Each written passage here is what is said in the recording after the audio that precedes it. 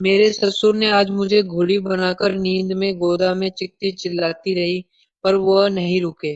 Hello दोस्तों, मेरा नाम राधिका है। मेरे पति सेना में थे। घर में मेरे ससुर जी और मेरी सास रहती थी। मेरी सास को कुछ दिखाई नहीं देता था, इसलिए वह एक ही कमरे में रहती थी। एक दिन शाम के समय ससुर जी के पैरों में बहुत ज्यादा दर्द होने लगा। मैंने कहा, ससुर जी आइए मैं मालिश कर देती हूँ। नहीं बहू, मैं बिल्कुल ठीक हूँ। ससुर जी बोले, चलो ना ससुर जी, मैं आपके पैरों की मालिश कर देती हूँ। ठीक है बहू, मुझे अपने कमरे में ले चलो, वहाँ कर देना मालिश, ससुर जी ने कहा। मैंने ससुर जी को हाथ पकड़कर सहारा देते हुए उनके कमरे में ले गई। मैंने उनके पैरों की मालिश की। बहू जरा ऊपर करो, मालिश ऊपर ज्यादा दर्द हो रहा है। ससुर जी बोले, हाँ ससुर जी, घुटनों के थोड़ा ऊपर। हाँ बहू, सब कर दूंगी, आप टेंशन मत लो। मैंने कहा। मालिश करने के बाद मैं अपने कमरे में जाने लगी सोने के लिए। तभी ससुर जी बोले, बहू तुम यहीं सो जाओ, मेरी देखभाल कौन करेगा।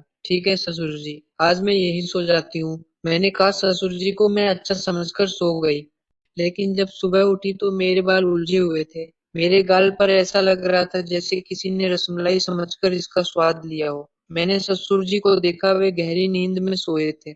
मैं उनके पास गई और बोली, ससुर जी मेरी तरफ देखो, मैं इतनी बदल कैसे गई हूँ। यहाँ कोई आया था क्या। नहीं बहू, यहाँ तो कोई नहीं आया। दरवाजा तो अंदर से बंद था बहू, ये तुम्हारा भ्रम है, ससुर जी बोले। लेकिन ससुर जी, मेरे निचले हिस्से में बहुत दर्द हो रहा है, जैसे बहुत बड़ा था। बात मेरी नहीं है, मेरे निचले खजाने के मजे किसी ने लिए ऐसा लग रहा है। मैंने कहा, लेकिन बहू यहाँ तो मेरे सिवा कोई नहीं था। मैं भला अपनी बहू के साथ ऐसा कैसे कर सकता हूँ। ससुर जी ने कहा। मुझे ससुर जी अच्छे लगे, लेकिन मैंने बिना बताए एक कैमरा लगा कर रखा था। सोने से पहले मुझसे चला भी नहीं जा रहा था, लेकिन मैं किसी तरह अपने कमरे में गई और कैमरा चेक करने लगी। कैमरा चेक करने के बाद मैं चौंक गई। रात के करीब 1:00 बजे ससुर जी मेरे पास आए और मेरे खजाने को खोलकर मजा ले रहे थे। यह सब देखकर मुझसे रहा नहीं गया। मैं ससुर जी के पास गई, उस समय वे सोए थे। मैंने कहा, ससुर जी जरा उठो, ये क्या है। मैंने उन्हें कमरे में जो कुछ हुआ वह दिखाया। ससुर जी, अगर आपको ये सब करना ही था तो मुझे बता देते, मैं तैयार थी। ऐसे बिना बोले करने से क्या फायदा। वो बोले, मुझे लगा कि तुम ये सब करने के लिए तैयार नहीं होगी। तुम्हें तो पता है कि तेरी सास देख नहीं सकती, उनके साथ ऐसा करना ठीक नहीं है। मैं जानती हूँ ससुर जी, आपका क्या हाल है। चलो कोई बात नहीं, लेकिन आज रात हम खुलकर मौज करेंगे। मैंने कहा। जब शाम हुई तो ससुर जी मेरे कमरे में बिना बुलाए आ गए और मेरे पास आकर बोले, बहू चलो फिर शुरू करें।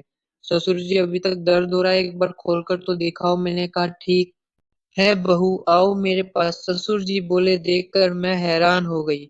ससुर जी तो लंबे रेस के घोड़े निकले। ससुर जी, अब देख क्या रहे हो, खजाना तुम्हारे सामने है, आओ।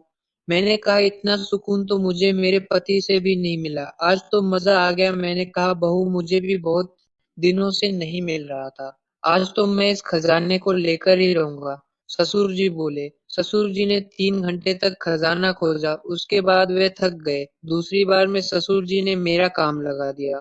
यहाँ ससुर और बहू की एक काल्पनिक कहानी थी। इसका उद्देश्य किसी को उत्तेजित करना